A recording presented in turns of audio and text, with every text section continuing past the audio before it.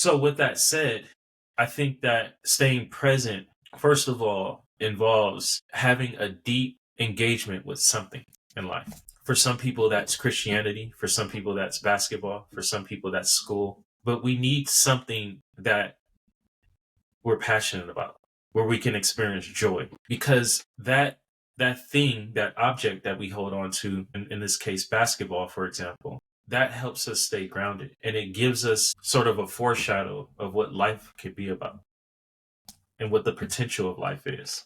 One of the things that we talk about a lot is being mindful, right? So mindfulness is being able to sit with ourselves without judgment. This is the key. You are listening to the Beyond the Scoreboard podcast, transforming athletes into leaders on and off the court with host Coach Furtado. Coaches, are you ready to take your passion for coaching and turn it into a full-time career? I know the challenges firsthand, but the Make Money Coaching Sports program helped me take BTG basketball full-time. If you're tired of juggling coaching part-time and want to fully focus on doing what you love, this business accelerator will give you the tools and support to make it happen. Hit the link in the show notes below to learn more and start living your dream.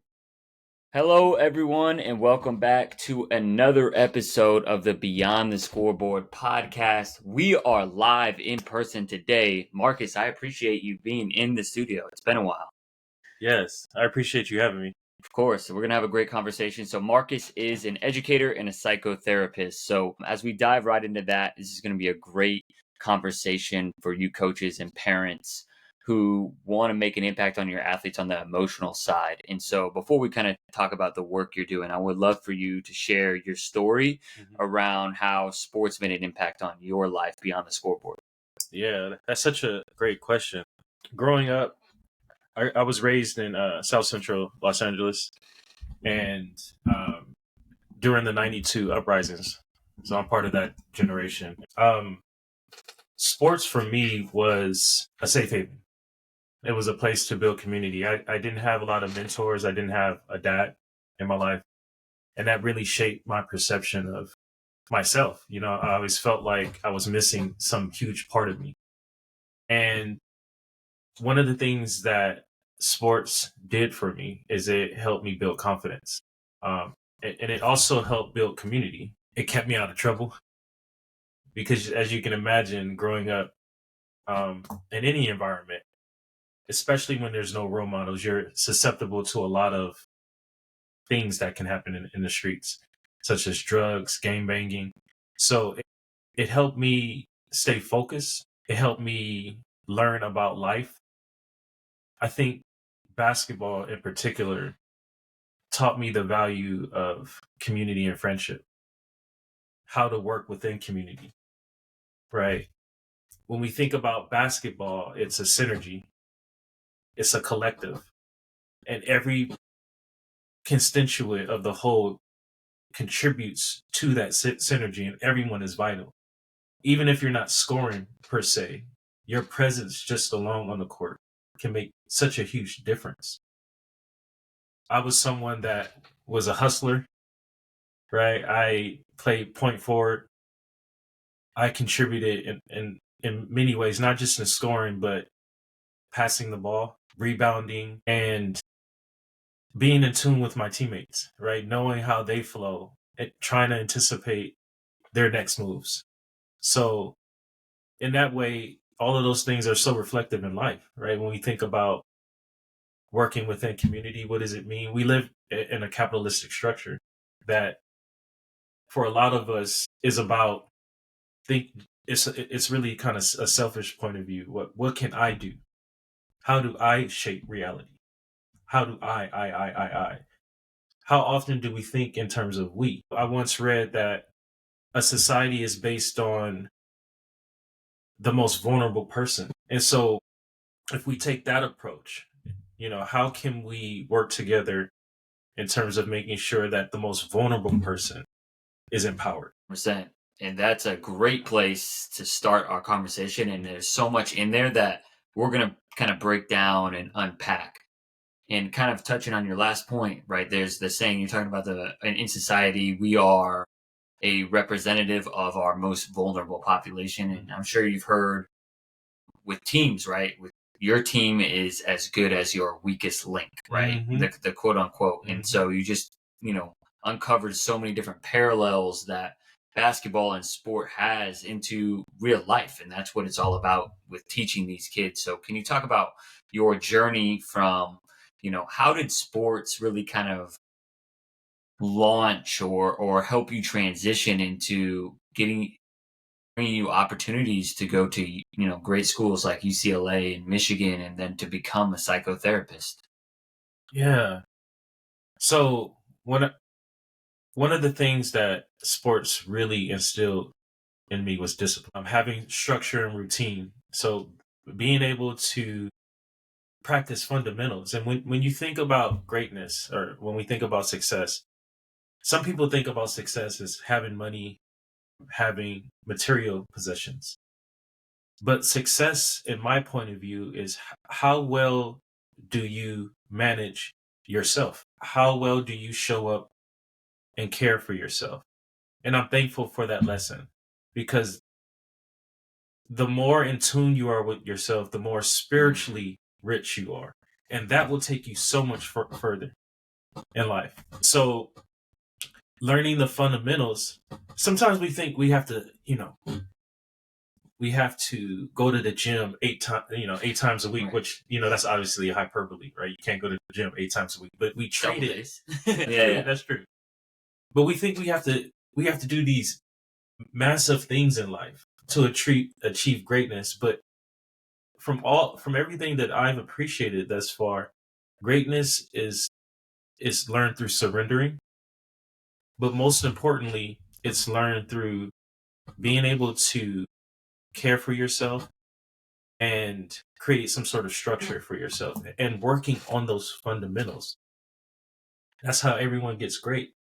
And when we break it down to that level, it is applicable in life. We don't have to go out and spend, when I was a minister, that's something else that would probably be helpful to talk about. I was a minister for 10 years. And when I would preach to certain people, I would hear stories about people spending $5,000, $10,000, $20,000 to go on these spiritual retrievals. Right. And that would blow my mind. Right. Because I'm like, why, like, how, first of all, how do we get caught up in these type of things? But why do we feel like we have to do that in order to be great? We're already great. So, yeah. So you're kind of talking about it's already within us. And I think this is Yes. something that we Yes. talked about a little bit Yes. before on our conversation today, and then a little bit before when we talked a few weeks ago, is I really like how you're kind of shaping it in terms of it's already within us, right? We don't need to, always, whether we're scrolling on Instagram and we need to go somewhere else and, Hmm. just always seeking and searching for answers. And I feel like in society today, like we are even more trying to, find, little ways or things that are going to bring us joy when we need to really start going within ourselves. Can you Yes. kind of talk about how that really, that at what point in time, was it someone that told you something? Was it like inner self-reflection? How did you kind of come to this? And then how do you feel like that can help, our coaches and parents actually show up better for our athletes? Wow, you are really hitting on some great discussion. I mean, this is so rich.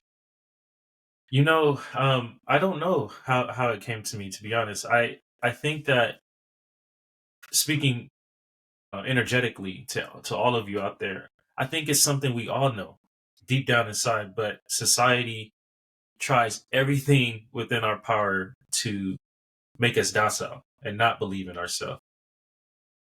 I've had mentors, to answer your question. I think that at the right moments helped me remember who I was.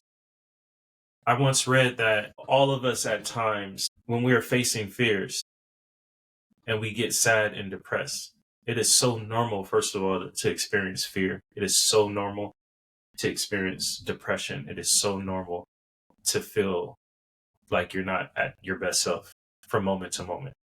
But the key to remember is that when we're in those psychological states that I just described, We want to remember who we are. And that's how we return back to ourselves. And sometimes, and most of the time, we can't do that on our own. We need other people.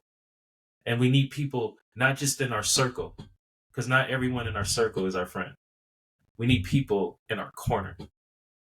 And that's and how many and if we can all take inventory, how many people are actually in our corner, the number will probably be smaller than Right. in our circle. And that's okay, because not everyone is meant to be in our corner. But the people who are in our corner help us remember who we are. And I've been fortunate, although I didn't have a father figure throughout my life. There have been men and women who have come into my life at certain moments right when I needed it to help encourage me and help me remember who I was, if that makes sense. Yeah, no, it absolutely makes sense. That's beautiful. And I feel like this is perfect for this podcast because as parents and coaches and really leaders of athletes, we have such a big influence on our athletes that we can have that relationship where we can help guide and influence young people to figure out and discover who they are. I think that's one of the beautiful journeys of high school and college. And obviously, life is a continuous self-discovery. I'm sure me and you are discovering things about ourselves every day. We're trying to grow. We're like recognizing, oh, this is an old pattern that I'm having a hard time breaking. And that's one of the beautiful parts of being a coach is honestly, sometimes the kids end up teaching us a lot more about ourselves. Absolutely. We really even thought we were teaching them. That's the secret to life, actually, is that some of my patients will tell me, and my clients, they'll say, thank you so much for working with me. And I don't know if this goes over their head or not, but I say that the honor is truly mine, because nothing in life works one-sided. I'm learning too. And we need each other. We're social beings, and we can't learn in isolation. And I think, to your point, going back to what you're saying, how did I arrive at this point, is that I also realized I couldn't survive in isolation. And as men, there's been a lot of developments happening in this generation, Generation Z for men. Young men are not attending college, going back in recent decades. Women are disproportionate in a lot of the different categories that you would typically see men excelling in different generations. Right. And so a lot of men who are in the field who specialize in men's health and mind health have talked about this crisis that we're entering into. And all of these things are sort of can reinforce this reality of, I'm just alone. I don't really have anyone.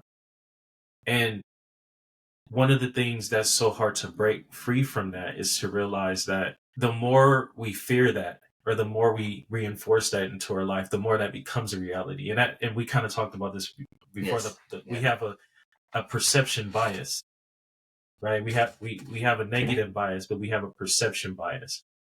And when we think about a perception bias, I'm just looking at my notes right now. We don't actually, and I wrote about this, we don't actually experience reality. We experience a predictive path of motion. And then when you really think about this in basketball, right, it's so applicable, right? Because if we're not aware that we're experiencing life objectively and we're just moving unconsciously, then we are foreclosing on so many different possibilities in life. And that's why we talk about how do we stay present, right? Because being present is within the time-space collapse. When we think about physics, and we talked a little bit about physics, right? There's so many different possibilities here, even in this moment right now, right?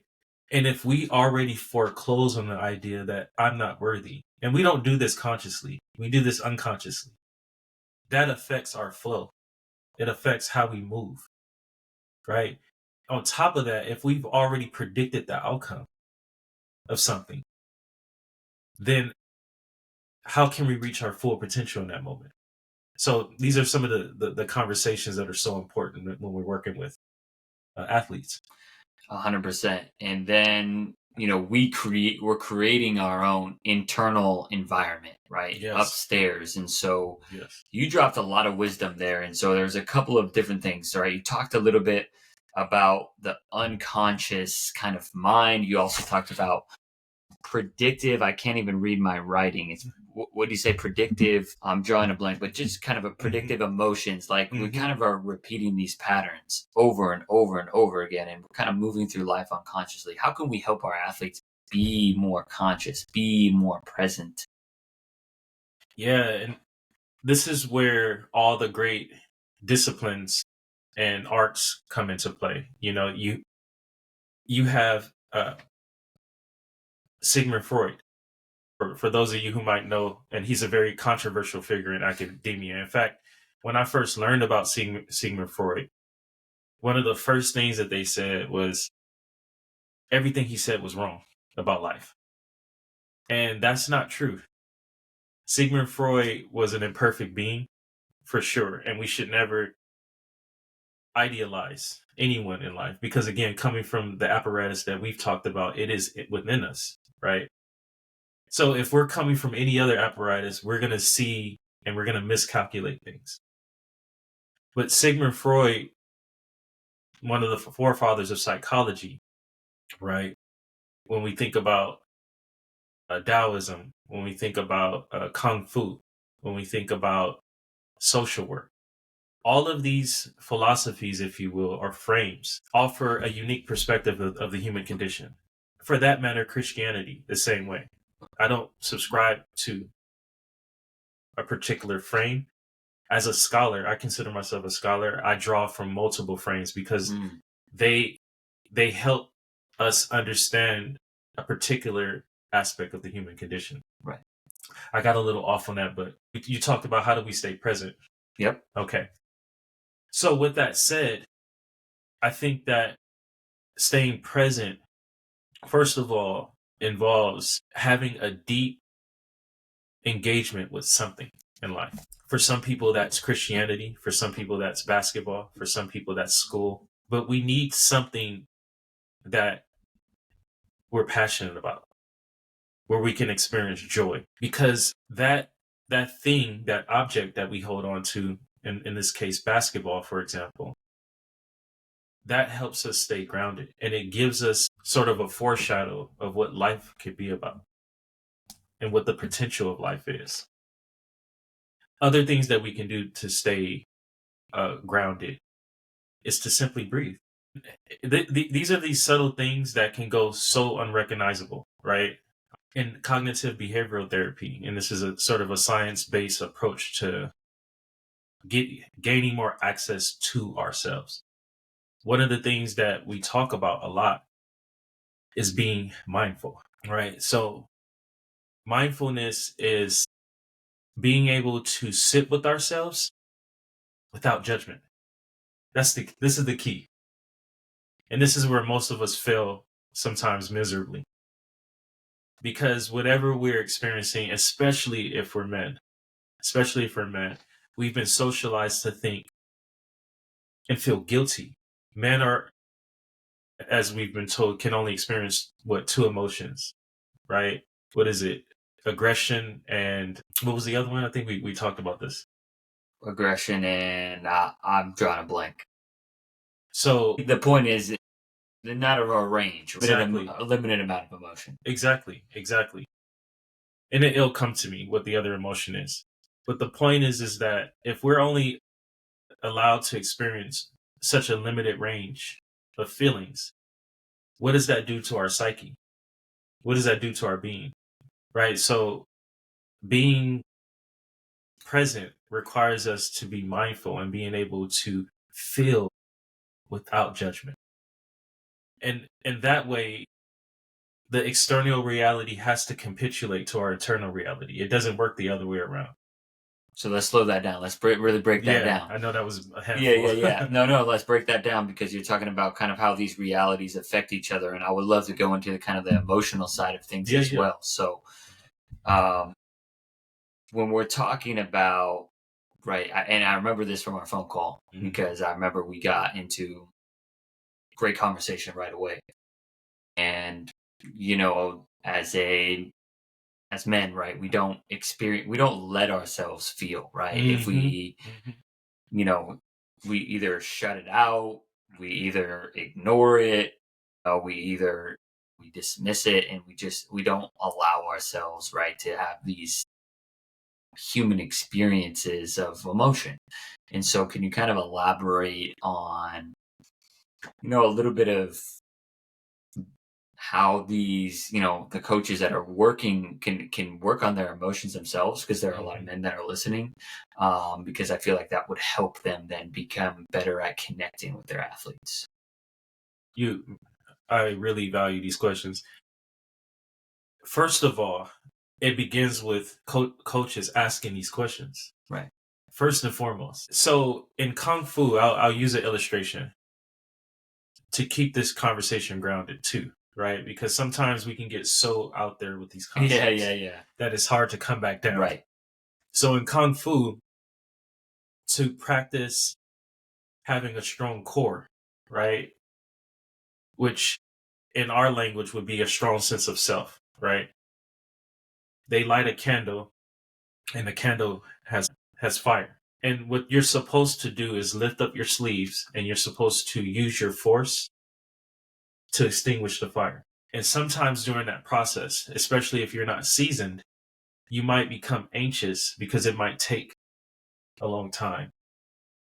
And you might be wondering, is it me? Right? And in those moments, what is encouraged is that the more anxious you become, the more you need to slow down. I can testify that for myself. Yep. So sometimes, when I was going through my own therapy journey, when I would hear these answers, I would kind of get a little disappointed, because sometimes you think you're going to hear this grandiose sort of explanation. Right. And then when you hear things like this, it is so simple, it can sort of go over our head. Right. Right. But the point of that illustration was to mark the reason why we want to slow down when we become anxious is because we want to get into flow, the state of flow. And you can't get into the state of flow, or you can't be present if you're anxious, right? So what resource do I have in my disposal immediately to get into flow? You breathe. And breathing allows us to pause, and it slows down our reaction time. Remember, the reaction is based upon a predictable behavior, right? When we react, it's often, and that's why when we get angry, we can say and do things that are wrong, because that reaction is based upon what we call a conditioned response, right? We are conditioned to react to certain stimuli. And as men, if we've never had a space to express our emotions, we get frustrated really easily when we don't feel like we're heard. But that's even more of a reason when we need to slow down in those moments and give that to ourselves. And we can do that by just simply saying, hey, I need a moment, right? That's so powerful. Instead of communicating out of anger, we can allow the anger to guide the response, right? So not to throw too many terms out here, but I call this having clean anger. Okay. Right. So being able to not let the anger control you, but let the anger guide you. Gotcha. So one of the main points I hear from that is patience, and inviting that through your breath, right? Like you mastering that. And there's a very high percentage of this 2024 Olympic athletes that utilize breath to become high performers. And in order to be a high performer, you have to get into and tap into this flow state. And I can, as I heard you talking, I could either see myself, I could see some other coaches, right? When you're in a very competitive landscape, right? AKA a basketball game, there's a lot of things that can get very competitive, right? What happens is, we get so, and you can explain the science behind this. I'll just explain it in layman's terms. We just get so excited. We want to win so bad. In our hearts, obviously, it's pumping fast, and we got a million our brain's going a million miles an hour. I'm almost trying to like put myself in it and even talk faster as I'm trying to think. You're doing a good job of painting a So picture. kind of slowing it down, right? If you kind of look and see what some of the best coaches do when you watch on the sideline, doesn't matter what sport, like you can see a lot of the best coaches are calm, right? Mm-hmm. Some of the, I guess coaches that are maybe out of control are maybe need to utilize this breath. So I would agree. I would love to kind of dive into that, really just how that, kind of helps us either show up in a way that's calming for our athletes or a way that adds, extra anxiety onto them. Yeah. And now as you're talking, I'm thinking about myself as a father, right? Because it's the same thing. I can imagine, right? It's the They same. can get under your skin. Oh, they would. Yes. Yeah. Yes. But to your point about how to embody that, right? One of the things that I think is so important is emotional regulation, using, again, such a fancy term, because what does that even mean? What are we talking about when we say regulation, right? When we think about regulation, I think about recovery and stabilization. We can't always heal. And I think that being able to understand, first of all, what does it mean to stabilize ourselves in these moments is so important. When we think about the competitive environment that you brought up, and we think about when we get triggered, right? Triggers, here's another important part of this puzzle, right? Is trigger. Right. And being able to understand and become more curious about why we're being triggered in this moment is so important, because in all honesty, right, and in a very objective way, there could be two parts of a trigger. There's the understanding that if someone's triggering us, that means that they have control over us. Right.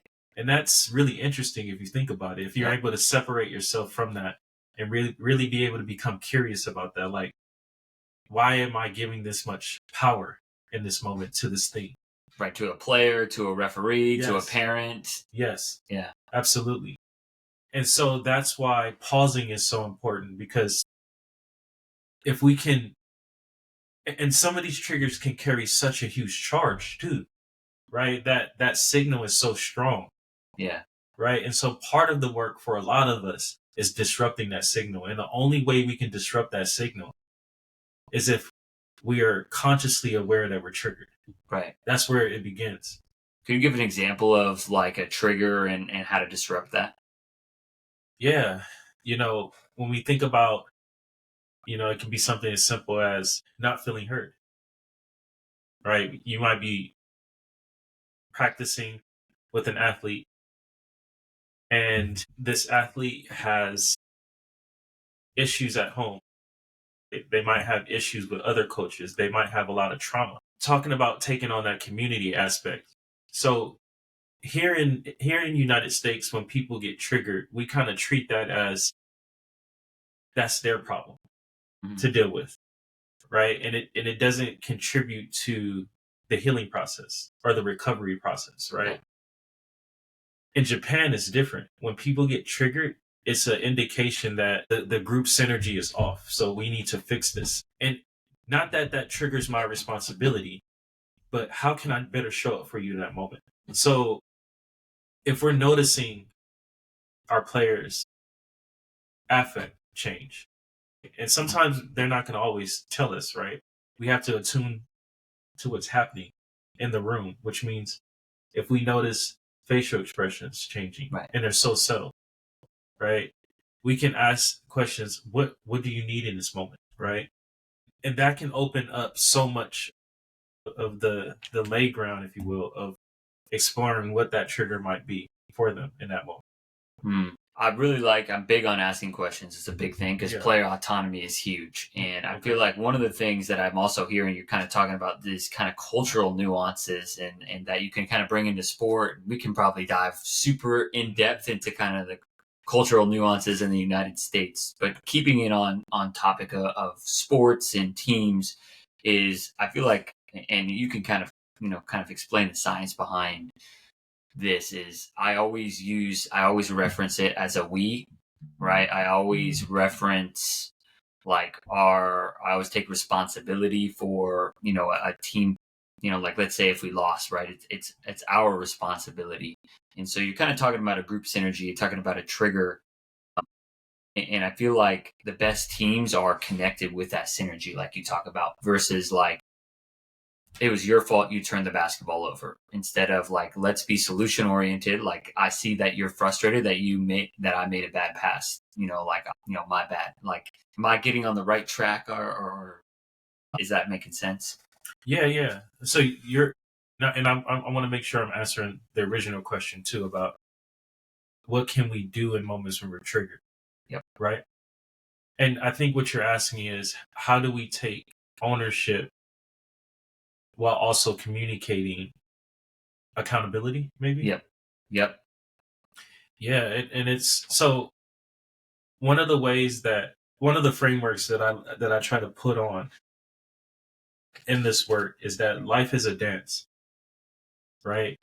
And we can't hold someone accountable when they're in a state when they're not stabilized. It would be nice to do that, Right.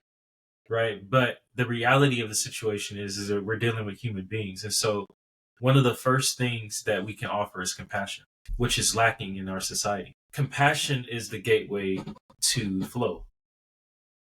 Beating someone up isn't, psychologically. And this is work we all have to work on because we live in a culture that reinforces these ideas that you have to beat yourself up. You have to go harder and harder and harder.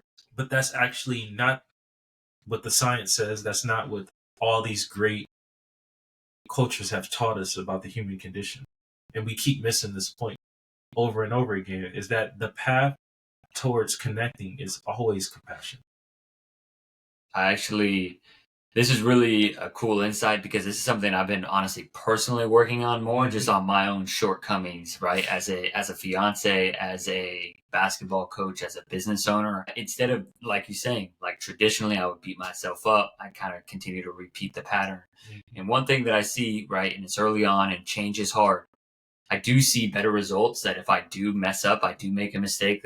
I've been trying to give myself more compassion, and I actually see myself like, for some reason, like I'm like kind of releasing some of that control. Like I'm not going to be a perfect person, right? And so that's been one of my biggest areas, is like I think I'm realizing like I was more of a control freak than I maybe put out. Like I'm this chill West Coast guy, but at the same times, right? There's a lot of variables I want to control, and offering that compassion for myself and my own mistakes has actually been really important in my growth process this past month. That's beautiful.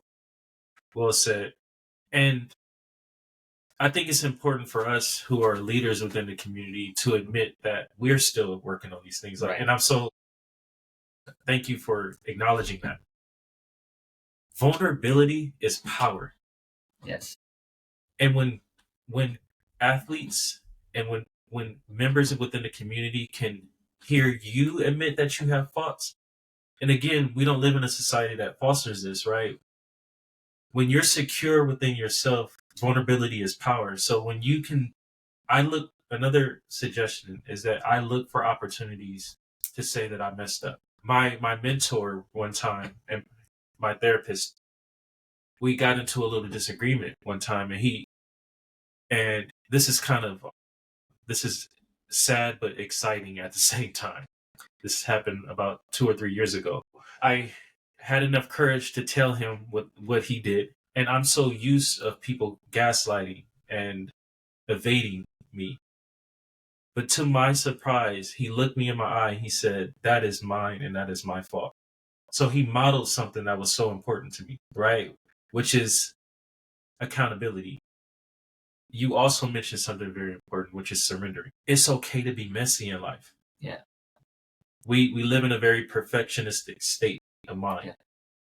And what you just described was, when are we going to allow, what space and room is there for children, for teens to make mistakes, for athletes to make mistakes? And they should be able to make mistakes. They need to make as many mistakes as possible, in fact. because that's the path towards greatness. That's where you learn, right? Mm-hmm. You learn from those mistakes and those opportunities, and instead of being a 17-year-old playing in a 15U tournament because you want to score 35 points and have 0 assists and be perfect, right? That's not going to help you grow if you want to be a college athlete. And so that's obviously an oversimplification of, like, I feel like even us as coaches, right? And parents, we try to have our kids fail the least amount possible, when in reality, the more mistakes, as long as we create an environment where we can help them have the tools to go within, right?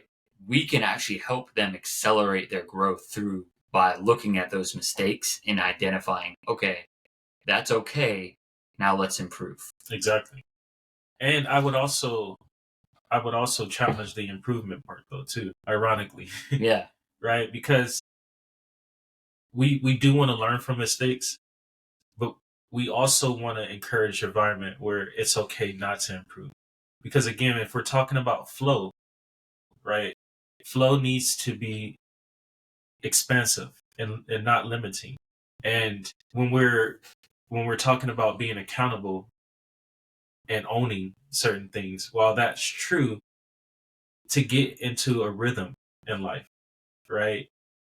I had one of my mentors said something so powerful, and this is coming up right now. We were taking a break, and I used to work at Bank of America, and it was a large campus. And he would say hi to everyone.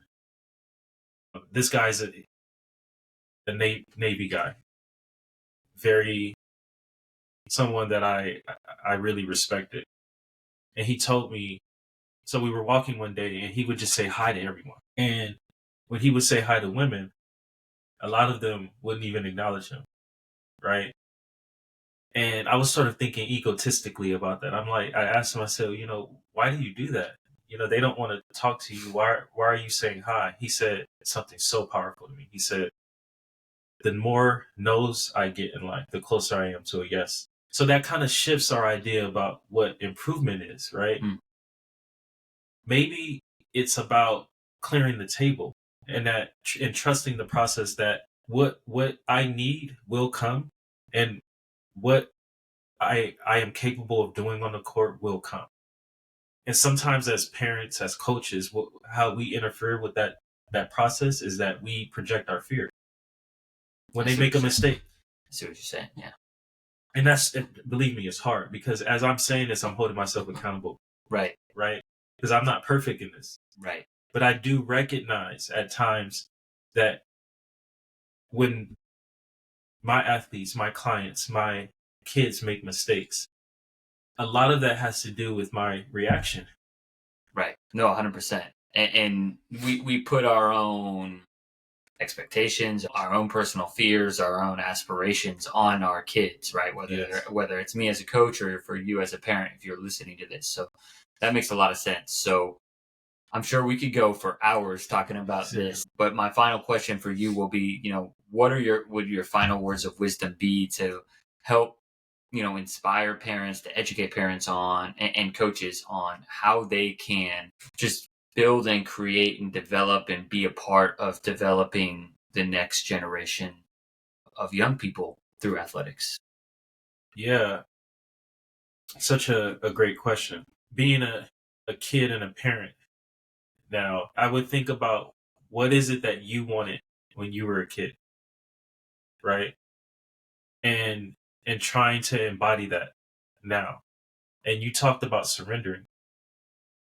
Surrendering isn't about giving up and not doing work. Right. It's the recognition that there's a deep sense of trust that we have, that no matter what happens. And believe me, as a parent and as a psychotherapist, I've had a lot of challenging situations that shook my faith in this work. However, what is surrender? What is the power of surrender? What is this? Trust, right? Trust means that no matter what's happening in the outside world, we are rock solid in our internal world. And that goes back to something I sort of mentioned before. We bend reality not by waiting, not by hoping, but by adjusting our belief systems internally so that our outside world is shaped. It has no, the outside world has no point. It has to capitulate if we're in alignment with ourselves. So my suggestion would be to mind our fear, let what's going to happen take place, and to trust the process. Trust that our children will be okay. Trust that we are capable.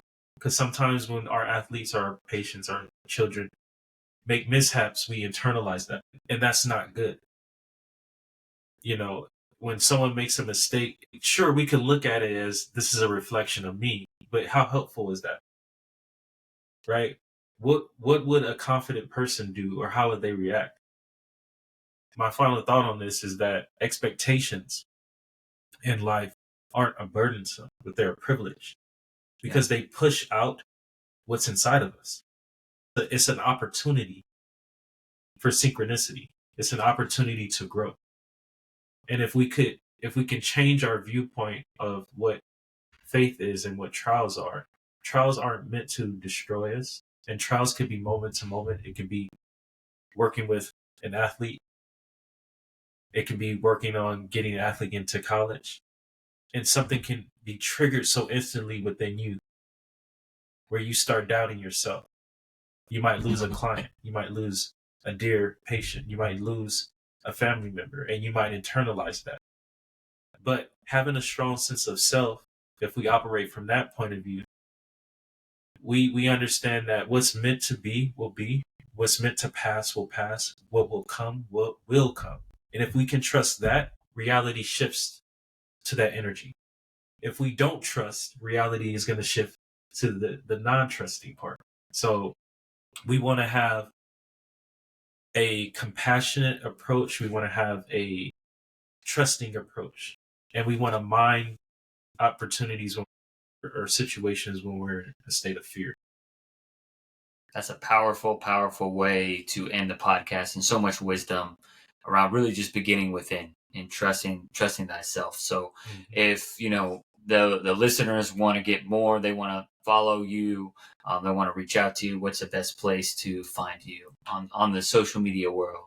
Yes. So I have a business page, and hopefully we can link it. Yep. I'll get it in the show notes. Yeah. Yeah. And that has all of my information, but I hope that this sparks something for your listeners. I hope that,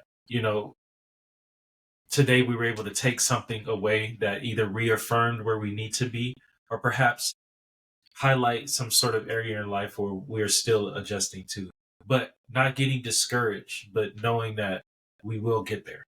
We will get there. Appreciate your time. Appreciate you. All right, good stuff. There we go. Thank you for listening to this episode of the Beyond the Scoreboard podcast. If you enjoyed this episode, make sure that you subscribe wherever you listen to podcasts and share it with a friend, coach, or parent you feel like would get value from this episode. It's our responsibility to impact as many parents and coaches who are the ones that are impacting our athletes. That's how we create a ripple effect. So thank you for being a part of our community, and we look forward to serving you all next week.